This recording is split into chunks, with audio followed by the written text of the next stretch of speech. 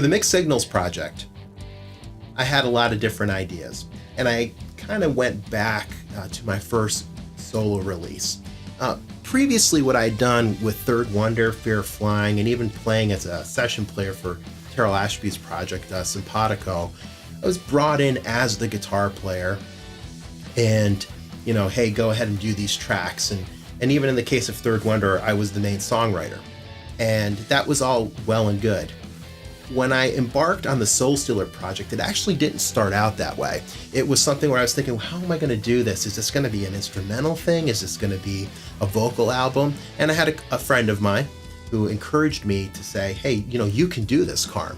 So that Soul Stealer collection of songs, 16 of them, that was my first instrumental guitar album.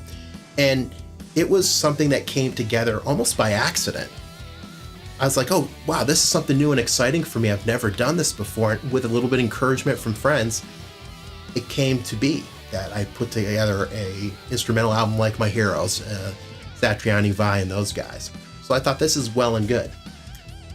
But as I moved on towards the Mixed Signals album, the focus was quite different. I knew my purpose was to create an instrumental guitar album. So there was no question about that. And the way that I wrote, the way that I recorded, the focus that I had in terms of the songs and the variety of them that appear on Mixed Signals, that was very, very deliberate.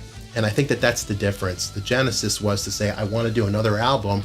I want it to be the best it can be. And I'm coming from the standpoint of my goal here is to put together a memorable, hook-laden, melodic type of guitar rock album that anybody can kind of listen to and maybe appreciate. Mixed Signals, that title comes from actually a lot of experiences that I went through. And I think when you look at that in life, sometimes you get mixed signals from people. You have scenarios that are confusing to you potentially, or you go through an emotional journey of anywhere from heartbreak to seeing some hope to having a rebirth. So a lot of the songs on Mixed Signals, that's where it comes from. It's an emotional place. And while there's no lyrics, I think you can feel those things and you can put them together when you're listening to the songs, not only in the way of the title, but the energy of the song. So a song like Phoenix Rising, that's about coming up from the ashes as the phoenix does, a rebirth after maybe a difficult experience. Something like Ella Es Mia or How Could You Hurt Me come from a place of jealousy and or also hurt and trying to grow. And Ray of Light. So all of these different types of songs that are on Mixed Signals, the idea here is this is an emotional journey.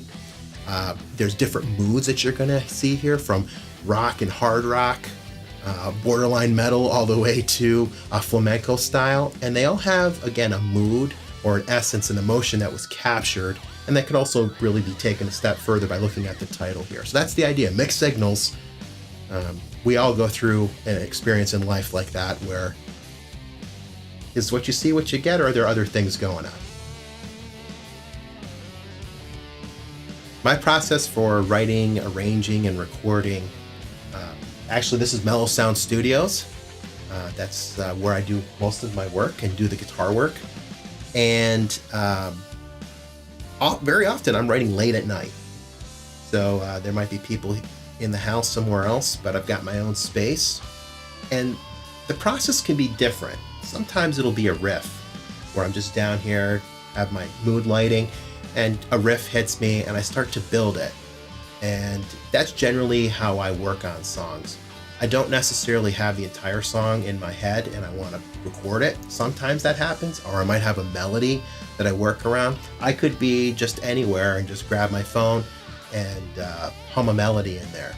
And I can write a riff to that, or vice versa, I write a riff. But generally what happens is when I have that main guitar part, or just the nutshell of the idea, I start building upon that. And I've heard some of my influences as well, someone like Steve Vai, talk about how he builds songs as well, and I can very much identify with that. It's not necessarily always done, but as I lay down that main riff, or okay, this will be the verse, this will be the bridge, this will be the chorus, and I'm building it up in such a way that I'm like kind of doing a painting, and I'm just putting brush strokes and different accents and pieces onto it until it's a complete project. And sometimes those songs come together pretty quickly. Other times there'll be something that I work on, and maybe I have to go back a month, 2 months, a year later. I have quite a few songs now, and I'm always going back saying, was that as great as I thought it was when I first recorded it? Let me see if I can make it better.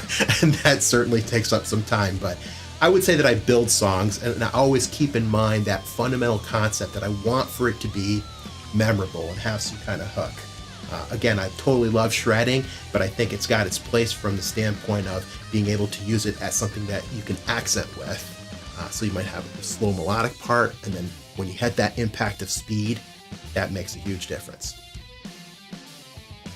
Definitely check out Carm Grasso online. You can go to my website, carmgrassomusic.com, to learn a little bit more about me and some of the releases I've been involved in. And if you look up Carm Grasso, you're going to see my music listed on iTunes, Amazon, CD Baby, basically all of the download sites, as well as on the streaming services. So please, whether it be Soul Stealer or in this case Mix Signals, look up Carm Grasso and you can hear some of the different stuff I've done. I hope you like it, and check it out.